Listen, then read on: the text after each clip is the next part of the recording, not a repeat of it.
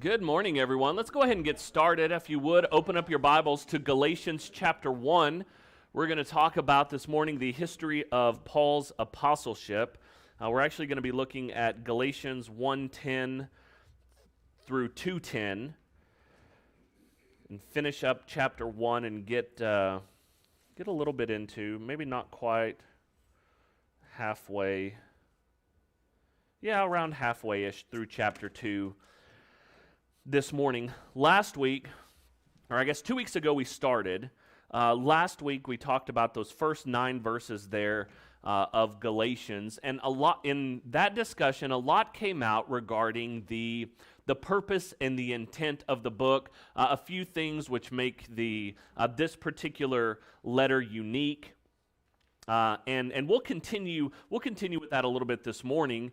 In 9 of the Apostle Paul's epistles, he begins his writing by establishing his authority to write the things that he does. Now, if we think about what Paul, or the instruction that Paul is giving, it's absolutely life-changing stuff. I mean, he is writing to these churches, to these Christians, telling them, if you do this or if you don't do this, your salvation is going to be effective. So it's a pretty weighty message that he is communicating through these letters. If he does this without the necessary credibility, then the letter really becomes pointless.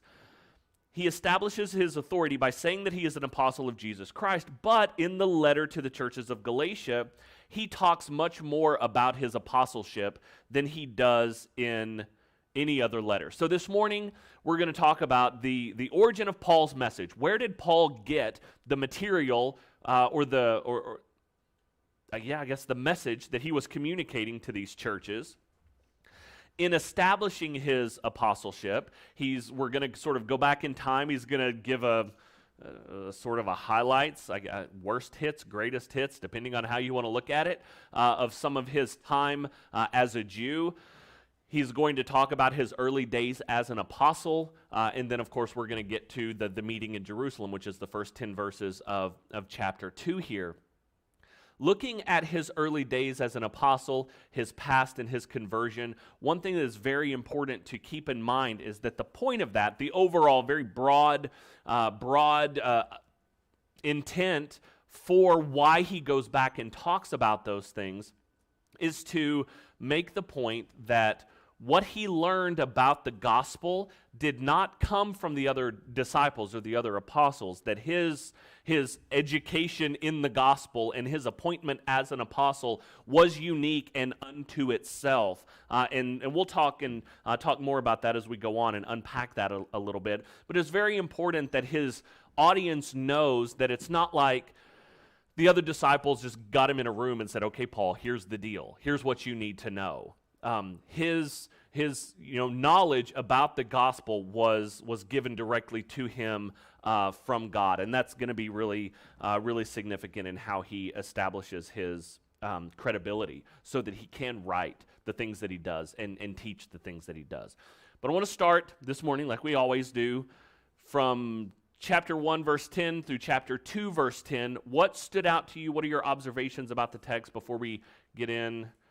Are you committing or are you just rubbing your head? Okay, I couldn't tell. Go ahead. So Paul had a phenomenal foundation to begin with. Yes. He didn't have, that didn't sound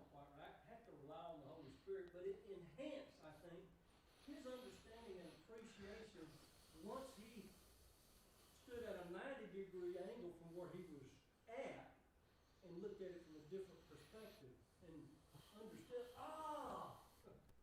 he had that foundation Yeah, from the Scripture. You're absolutely right. I mean, misapplied as it was, Paul's foundation as a Jew certainly did enhance his ability to grasp, but then also later to communicate the message of the gospel. And in fact, I think he goes back and talks a lot about his history as a Jew and as a Pharisee to prove the point. That's not the right way, but I guess to strengthen the point that he wasn't following Christ because he just didn't know any better. In fact, he was a very knowledgeable and intentional adversary to the cross of Jesus Christ at one point, and which again I think really furthers that credibility. But you're absolutely right. His foundation as a Jew puts him in a very unique position to fulfill the ministry that God has appointed him to. What else? Observations about the text, thoughts, questions?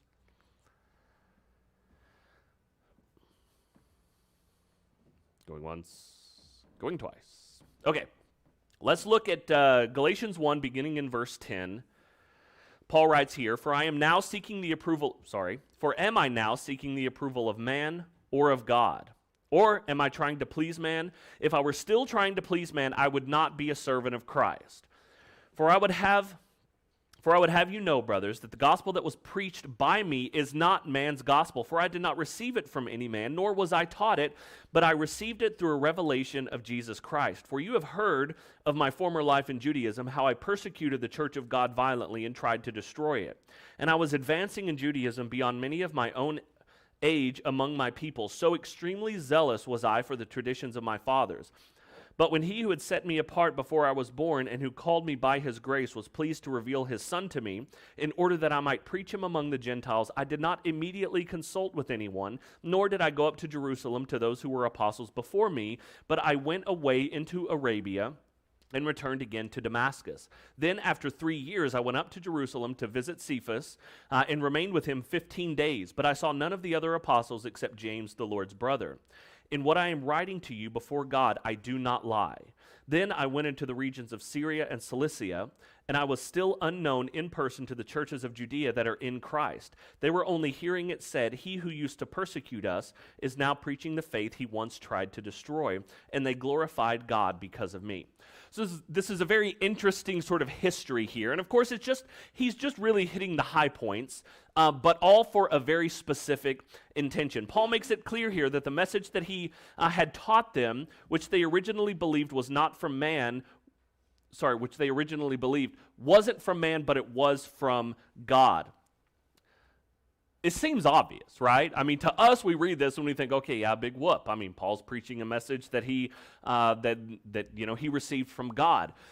But if you remember when we went through our introduction of the book of Galatians, one thing that we talked about were the problems that Paul would be dealing with. And the problems aren't outright mentioned necessarily within the text, but we infer that there were problems going on based on the lessons that Paul is including in this letter. It seems reasonable to believe that there were people who were challenging or questioning the apostleship of Paul. And this is why he makes this defense of his apostleship, not for his own sake and certainly not for his own ego, but because the validity of his apostleship is directly related to the validity or the credibility of the message that he was communicating. Again, it seems that there were some people who were questioning the ability of Paul to speak on the things that he was. Yes, sir. Oh, absolutely. It's so easy for them to just go, really? Was he there? Was he this? Was he that? Really? And you're listening to him? Why don't you listen to us? We're better. We're Jews. We know better. Yeah. You're absolutely right, which I think is probably why some of the stuff that happens in chapter 2 does. Or I guess at the very least it's possible, because Paul did have a reputation, but it certainly wasn't a favorable reputation, at least among Christians. The other disciples, they were well known. Well, they were relatively well known. I don't know how well known they were. But they did have a reputation. So now here comes this new guy. He seems to be the easiest one to discredit just because he's the outlier. And we find this consistently throughout history. You know, the odd one out is certainly the easiest to criticize. Matthew, Mark, and is it Luke? Which are the three synoptic gospels? Is it Matthew, Mark, and Luke? Which is the weird one? Is it John? John's the weird one, right? Yeah, I couldn't remember if it was Luke or John. Early church history, you know, there were three gospel accounts, and it was Matthew, Mark, and Luke, now that I'm thinking about it, that were widely accepted. But then here comes John, and it's written kind of differently, and it's, you know, making some pretty bold claims because it was sort of the odd one out. It actually took a lot longer before people began to readily accept the Gospel of John as inspired, in fact. I think something similar is happening here. Paul's the weird one. Paul's the one who showed up late. Paul's the one who was, obviously his history as a Jew and his reputation as a Pharisee didn't help him. So he has to deal with this in order to strengthen and validate the message that he's going to be preaching. And that's why he contends that the message, or that he received the gospel he preached by revelation of Jesus Christ. Paul's apostleship was given to him by Christ, and it was distinct from that was given to the original 12 apostles. It's very important that we understand that the other 12 did not give Paul his authority. It's not like he came in and they're like, you know, all huddled up saying, okay, guys, what do we think about this guy? Do we let him in? You know? It wasn't their call. They didn't, in fact, I would imagine they probably weren't too happy about it, at least for a while. Paul describes himself in 1 Corinthians 15 and verse 8 as being born out of due time. But he was a witness of the resurrection, which was a qualification of the apostleship. And you could read more about that in Acts chapter 1. Jesus told the original 12 that he would continue to direct them through the Holy Spirit, and Paul contends that Jesus directed him as well. He didn't receive the gospel that was preached from other people. How do you think Paul became initially acquainted with the gospel of Jesus? Initially. Through the Old Testament, certainly. His history as a Jew, as a Pharisee, certainly would have made him knowledgeable in the Scriptures. Do you think it's likely that Paul learned a little bit about Jesus as he was persecuting the church? Well, he had to learn about him because why would he persecute them if he didn't know something about what they were teaching? He was only following orders. No? He was too vibrant in attacking them.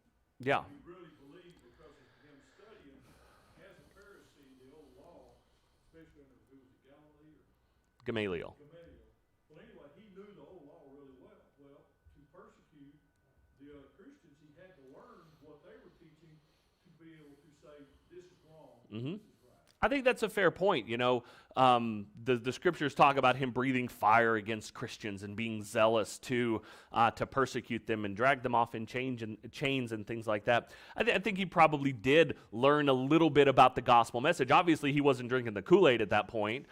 He thought it was blasphemy, thus his behavior toward that. But I don't think it makes sense that he would have been completely ignorant to the message of the gospel of Jesus Christ.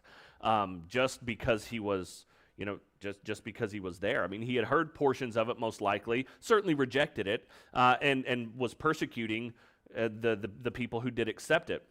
Paul wasn't a student of the gospel in his early life, but he wasn't given anyone the chance to, because he didn't give anyone the chance to teach him in those early years. Looking at the book of Acts, though, let's look at Paul's interactions with Christians and just consider how that exposure, even though his involvement in it was violent and combative, he was still exposed to the gospel in some way.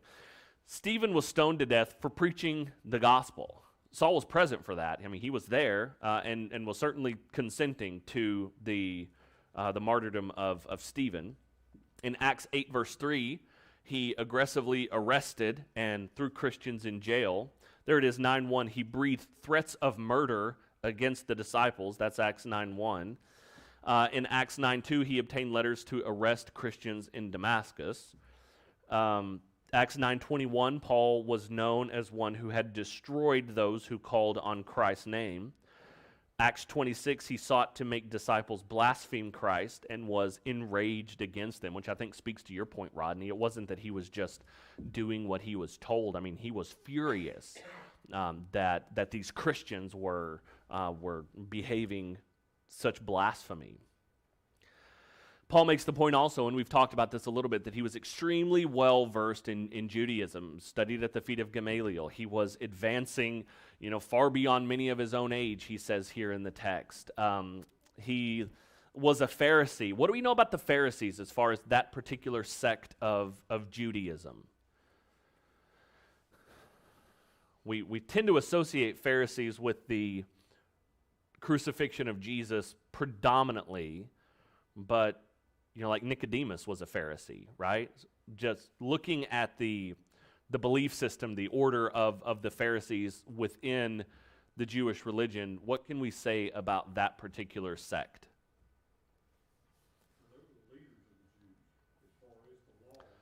They were definitely the most conservative regarding the law, absolutely. What else?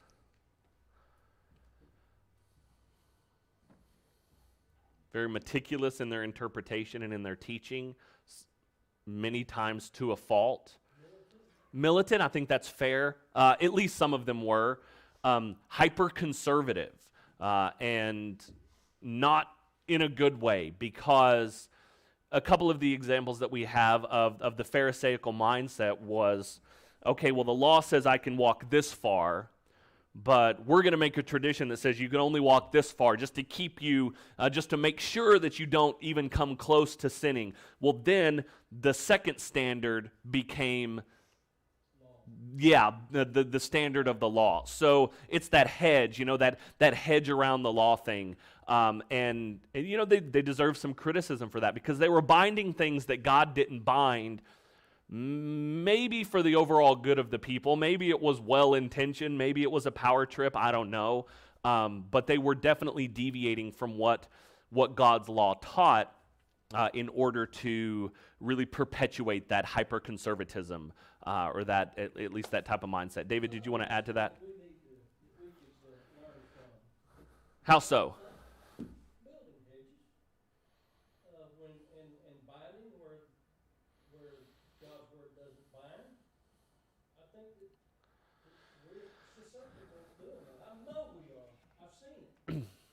So you're saying the 2 songs in a prayer format is not absolute?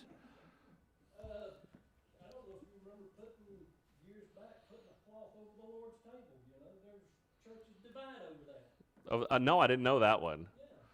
I know that you can't ever bring up playing cards or the little cross handles on the top of the Lord's Supper dishes. I know that some folks want to start a slap fight over things like that. But yeah, you're absolutely right. When we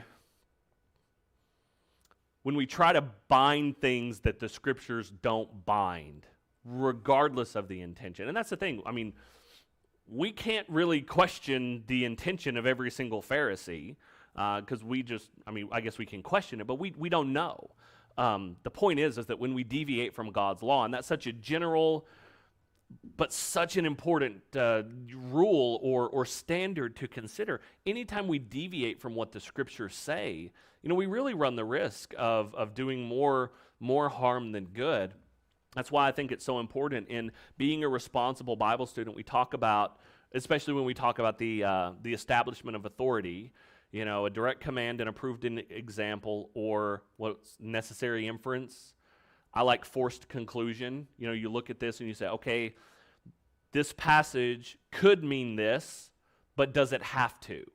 And really trying to stay with what we know from the Bible. I tell my kids that all the time. They have theories and they speculate about everything. Davis is convinced that anytime anyone corrects him, that you're mad at him. He'll come to me and he was like, Dad, you're not going to believe what happened. I tried to talk to Mom about something and she got mad at me. And I said, okay, what did she say? She told me no. It's like, okay, so just so I get this straight. You asked for candy 5 minutes before dinner. She said, no, Davis, you're not going to have candy right now. And from that, you determined that she's mad at me. Yes, you should have seen the look on her face. I mean, he's not dramatic or anything. I don't know where he gets that. Probably from Kim. Anyway, so this has been an ongoing theme in my house for the past several months now. Stick to what you know. Only speak on what you know. You don't know how someone feels. You don't. There's a lot of things that we don't know. So anyway, applying this to the Bible, stick to what we know. We can conclude that there are possible applications based on that, but the Pharisees said, this passage says this, so you must do this, and it wasn't always correct. Anyway, applying that all the way back to Paul would have known the law, right? He was a member of the strictest order of the Jews, which he talks more about that in Philippians chapter 3. And again, I mentioned this before, but I want to bring it up again. I think he makes this point so people wouldn't think that the gospel that he taught was a result of some poor understanding of the lack of the law of Moses or some lack of commitment to the law as a Jew. Here's Paul preaching and saying, oh, well, he was a terrible Jew anyway. Makes perfect sense that he would become a Christian now. No, Paul was not a terrible Jew. He knew his stuff. In fact, he was among the elite of the Jewish religion. And all of this, again, what's the point? Establishing that apostleship to validate the message that he is going to preach. When you think about it, and there are a lot of really interesting apologetics lessons that are surrounded by Paul, like let's consider some of the alternatives. Paul was preaching Jesus because he didn't know about the law of Moses. That doesn't really make sense. He was indifferent about the Jewish religion. Well, that doesn't really make sense. He was a Pharisee. So what possibly could have convinced a zealous, violent Pharisee who was persecuting the church of God, breathing threats of murder against them, what possibly could account for this turning over of a new leaf to the point that he's now preaching the gospel of Jesus Christ among the Gentiles? You have to reason through it. And if you can't come up with anything good or anything that makes sense, then logic demands that we at least consider that perhaps his conversion was legitimate. Now, of course, we all believe that. I don't think there's anybody in here who's on the fence about Paul's apostleship. We all most likely are pretty confident in the validity of his apostleship and his message. But looking at it from a skeptical point of view or from a cynical point of view, what else could explain it? I've actually taught lessons on stuff like that, and can get into a lot more detail than we are today, but I think that is interesting to look at that sort of from an apologetics point of view. Questions, comments? I feel like I'm talking a lot. I think that an experience on the road to Damascus remains credit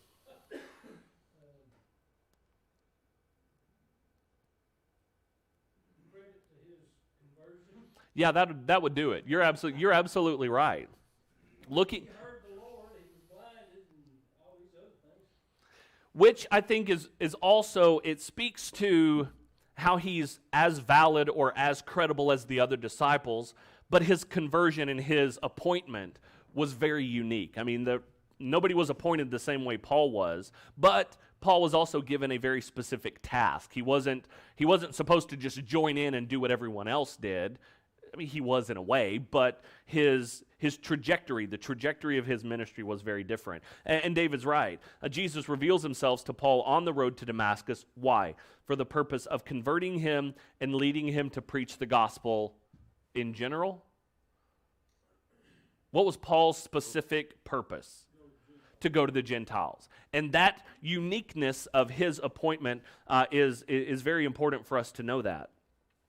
Paul says that when God called him, he didn't see any need to confer with men, though. And that's what we just read in Galatians chapter 1. So think about this. Paul knows about the other disciples. He would have to. I don't think that there's any way that we can get around that. He meets Jesus. He finds out, wow, this is real. And he answers the call to go and preach the gospel to the Gentiles, but he doesn't find it necessary to go and talk to the other disciples. Why? I mean, wouldn't you, if this was you and your whole world had been turned upside down, wouldn't you want to go find the only 12 people on the planet who understand sort of what it is you're going through, Rodney, and then Chris? Well, I think the biggest problem is because he persecuted them so hard that the other apostles he probably felt like would accept him until, he left and he went to Arabia and he studied and then he went back. And then to go meet the apostles, he had to be introduced to them. Fair. And so he probably was a little scared of them that they wouldn't accept him. Okay. So he did probably what God told him to do. Mm-hmm. And then he was gone back. But anytime he preached to the Jews, what did they try to do to him? They tried to kill him. Yeah, they were not fans. They didn't like the fact that he turned 180 degrees and started preaching against them. Yeah, he was a turn tunic. Probably the same going back into Jerusalem where the apostles were. He's probably scared to death. They'd probably kill him too. Certainly makes sense. Yes, sir. I don't know why we're searching for him that he needs reaffirmation in this. Because once Ananias goes in with him, okay, he receives his sight back and he receives the Holy Spirit at that time. Why would he need any reaffirmation of the other apostles at that point? Once you have the Holy Spirit and the gift, why would you need the consolidation of the other people? You're absolutely right. Here, though, the unspoken criticism of the validity of Paul, okay, so as long as we're on the same page there, but yeah, you're absolutely right. He didn't need the stamp of approval from the other disciples. God, the only stamp of approval he needed came from God, and he got that. Telling that in a way that makes him credible on the page, I think is the issue with the Galatians. David, did you have an addition? Do you think that Paul experienced some cognitive dissonance at the beginning of his conversion or when it happened? I can see him going off into the wilderness for a while. Yeah. Instead of conferring with the apostles. Yeah, we read other places about, Paul's thorn in the flesh and Paul's difficulty. Nah, that's not a fair word. I guess the struggle with being a Christian. I can't say anything for sure, or I can't give any specific example. I find it very difficult to believe that Paul didn't struggle with guilt and shame looking back on his former life.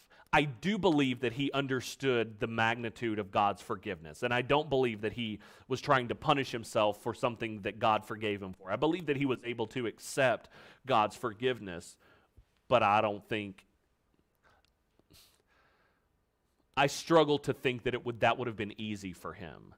So yes, the short answer to your question, I absolutely believe that he dealt with some cognitive dissonance, because that time in Arabia, before he sets foot in front of any other apostle, he's got a lot to reconcile. I mean, we're talking two polarized existence that he has to somehow make sense of. And the only way, which I think this is what's just so brilliant about God's providence and God's planning, the only way to resolve such dissonance is in Jesus Christ.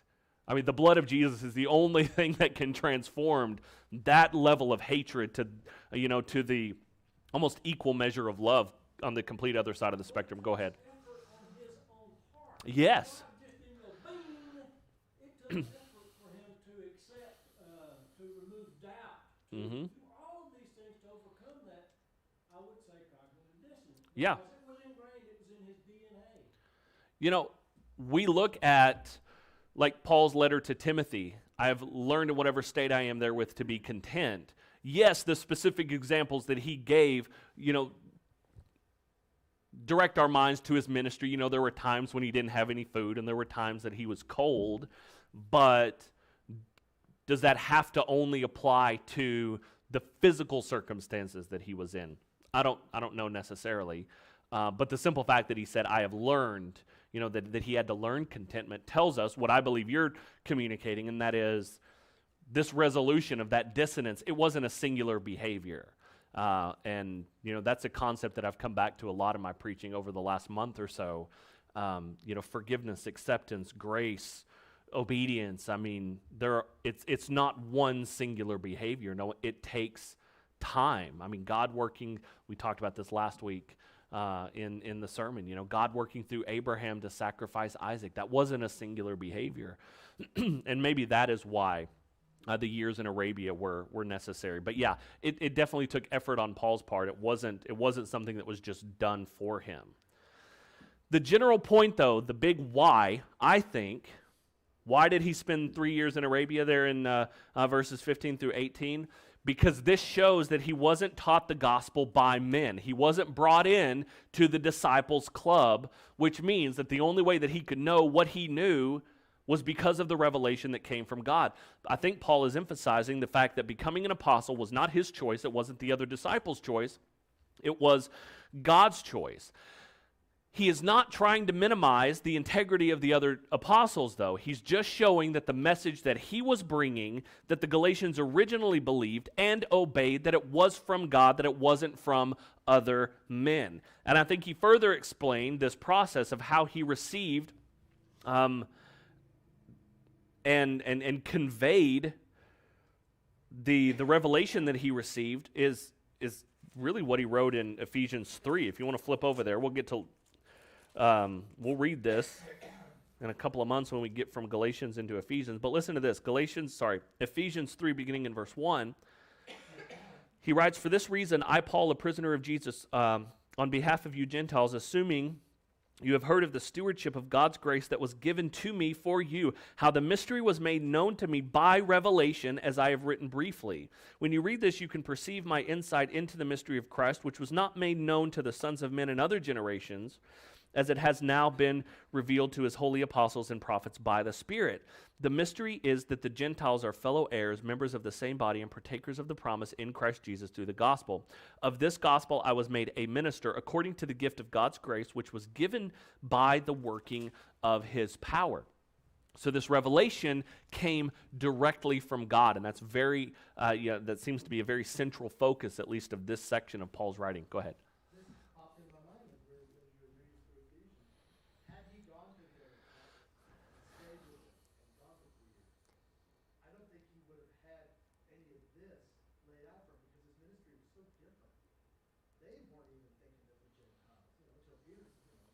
Yeah. They weren't even thinking that they're not even in the club yet. He wouldn't have gotten anything. Yeah, you're absolutely right. Then we get to the part where he goes and he spends 15 days with Peter. I always ask the question, okay, why is this in the Bible? Like, why do we need to know this? If we're following this train, Paul's apostleship, his message came from God, not from other men. 15 days, that seems oddly specific. He only saw Peter and he only saw James, right? James, the brother of Jesus. Could he have learned the entire message of the gospel in 15 days? I mean, if he was sitting down with the other disciples? No. So, I don't know. Maybe I'm looking through rose-colored glasses at this point, but it further shows that the message that he had taught to the Galatians, that they originally believed, that's an important detail, that it had to have come from God, because there's no way that he could have understood the complexity of the gospel message of Jesus Christ and him crucified in 15 days to the level that he was teaching and preaching. Again, Paul, his apostleship, his message came from God. I feel like I'm just beating the horse to death, but it's important. So the theme of the first chapter is continued in chapter 2, because Paul continues to draw these experiences from his life that showed that he received the gospel he preached directly from God and not men. Look at chapter 2, verse 1. "Then after 14 years, I went up to Jerusalem with Barnabas." Is that right? Yeah. "Taking Titus along with me, I went up because of a revelation set before them, though privately before those who seemed influential. The gospel that I proclaim among the Gentiles, in order to make sure I was not running or had not run in vain. But even Titus, who was with me, was not forced to be circumcised, though he was a Greek. Yet because a false brother secretly brought in, who slipped in to spy out our freedom that we have in Christ Jesus, so that they might bring us into slavery, to them we did not yield in submission even for a moment, so that the truth of the gospel might be preserved for you. And from those who seem to be influential, what they were makes no difference to me. God shows no partiality. Those, I say, who seemed influential added nothing to me. On the contrary, when they saw that I had been entrusted with the gospel to the uncircumcised, just as Peter had been entrusted with the gospel to the circumcised, for he worked through Peter for his apostolic ministry to the circumcised, worked also through me for mine to the Gentiles. And when James and Cephas and John, who seemed to be pillars, perceived the grace that was given to me, they gave the right hand of fellowship to Barnabas and me, that we should go to the Gentiles and they to the circumcised. Only they asked us to remember the poor, the very thing I was eager to do. So, getting back to this point that the gospel that he received was from God and not from men, is there an application that we need to be aware of regarding our reception of the gospel? Has anybody in here, raise your hand, been taught the gospel directly from God in the same way that the Apostle Paul was? No.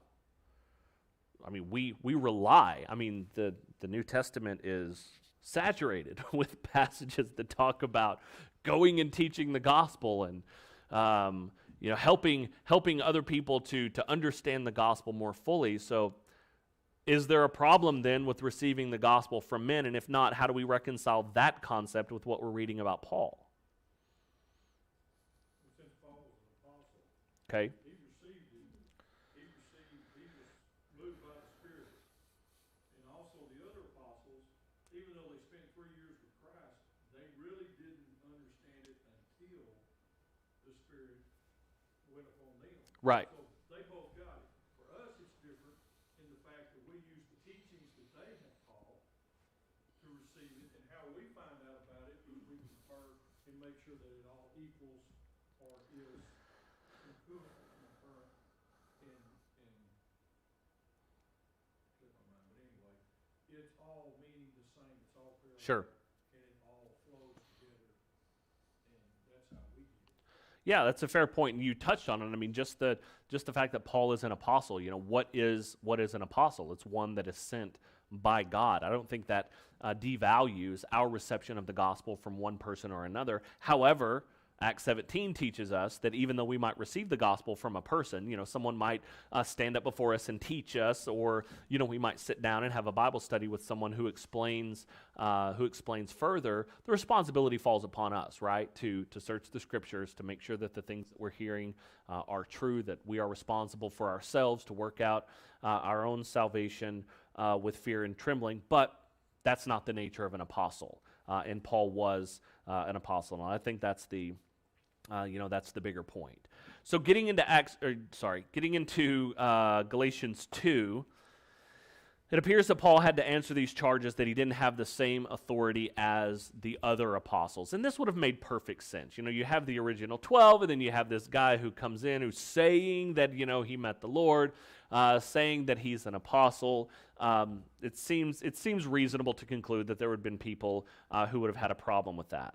So Paul tells us what happens at this meeting in Jerusalem, which is also recorded in Acts chapter 15.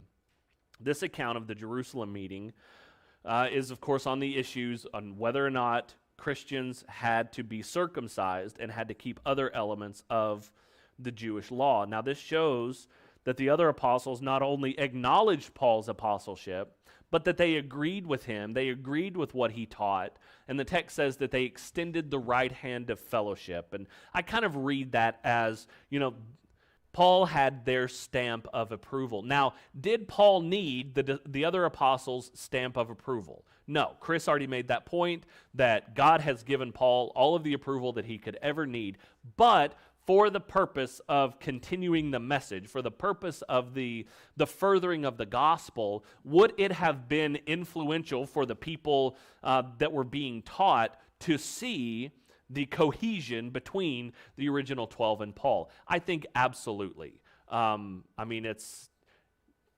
of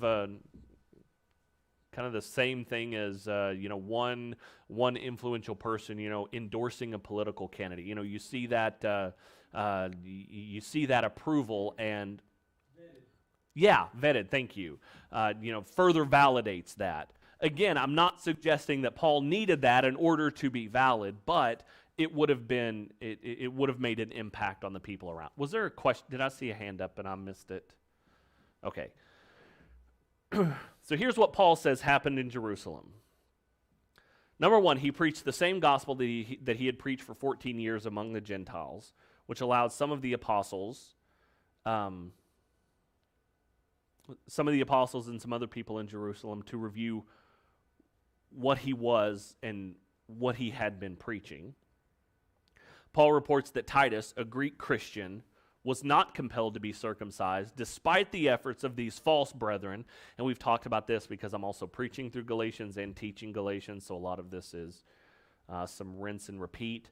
There were people who were, suggesting, or not suggesting, but demanding rather, that in order to be a really good Christian, you had to also keep certain elements of the law, one of which being the requirement for circumcision. Paul said no. He wasn't going to tolerate these requirements, not even for a second. Paul would not permit this requirement of circumcision, and he took this stand and did so publicly in the presence of other people. And the full implication of this, sort of stand against the doctrine of circumcision is really seen in verse 9. If you want to look there in chapter 2, verse 9. And when James and Cephas and John, who seemed to be pillars, perceived the grace that was given to me, they gave the right hand of fellowship to Barnabas and me, that we should go to the Gentiles, and they to the circumcised. So the pillars, the ones who were influential, they concur with Paul. I mean, they backed Paul up with what he was teaching, and that decision to oppose these Judaizing teachers who were trying to convince people that, well, if you really want to be a Christian, you have to be circumcised as well. So the brethren in Jerusalem, including some of the 12 apostles, they confirmed Paul's teaching. They backed him up, and that teaches us two things. Number one, all of them were receiving the same gospel message from God. That's the only way that they could have agreed. And number two, while Paul received his message dependently from the other apostles and leaders in Jerusalem, they acknowledged the apostleship of Paul and the truth of what he preached. So Paul does a couple of things. He goes and he just comes right out at the beginning of chapter 1 and verse 10, verses 10 through 12, and says, my message came from God, it doesn't come from men. He talks about how he was converted to further make this point. He talks about his early days as an apostle to show that the only plausible explanation for what he's teaching is direct involvement from God through the Spirit. And then this example of, or his account of what happened in Jerusalem. And there's a more detailed account, again, in Acts chapter 15. But his recounting, or his recollection of what happened in Jerusalem shows that not only did... It's not just him saying, hey, I'm an apostle, I promise, guys, you should believe me, but the involvement of the other disciples further confirm and strengthen that argument. Again, coming all the way back to the fact that Paul had already preached the gospel to the Galatians, they had already believed it, but we are led to believe that somebody came in afterward and said, wait, you believed Paul? Do you even know anything about him? And created this sort of seed of doubt that had begun to grow. So this is Galatians is Paul's response to that, to those doubts that had been placed in the minds of the Galatians, and he does a very thorough, very meticulous, calculated job of validating his message through validating his apostleship. I feel like a lot of this was very repetitive. So I hope it wasn't terribly tiresome. We're actually almost out of time. I'm interested to know, though, thoughts, questions, comments about the text that we discussed here today. Somebody talk or it's going to be weird. You allow rabbit trail? Huh? You allow rabbit trail? Rabbit trail away. Okay. You have 2 minutes, though. It came up in our earlier discussion. Okay. The Jews, we blamed the Romans for the crucifixion of Christ because they had to approve it. Is that right? I mean, we say that. We say they were. We say that. I don't culpable think it's right. I mean, I certainly think the Romans are culpable. because we say, well, the Jews couldn't crucify Jesus without the Romans approving, right? They killed James. Yeah. approval of the Romans. That's just something I was wondering about. How did they get away with that? I have no idea. You know, definitely. I mean, you look at the involvement of both the Romans and the Jews. I mean, both were absolutely involved. But they were known for their law keeping. The Romans were. Right. Well, I mean, Peter credits the Jews. The Jews credit themselves with with crucifying Jesus. I mean, they take that on themselves. I mean, yeah, the Roman cross was the device by which it was done, but the Romans were indifferent about the death of Jesus. They didn't care. I mean, Pilate just wanted the whole thing to be over. Jesus wasn't a threat to Rome. He was a threat to the Sanhedrin. That's my thought on it. Well played. All right, guys. Well, we'll leave it there for this morning then. Next week, chapter 2, verse 11. That is so tiny. Yeah, we'll finish up chapter 2. This is Paul. Paul and Peter are going to get into a slap fight. It's going to be great. So read the rest of Galatians chapter 2. We'll discuss that, and then starting August 1, we'll get into chapter 3. Guys, I appreciate your attention this morning. Thank you very much.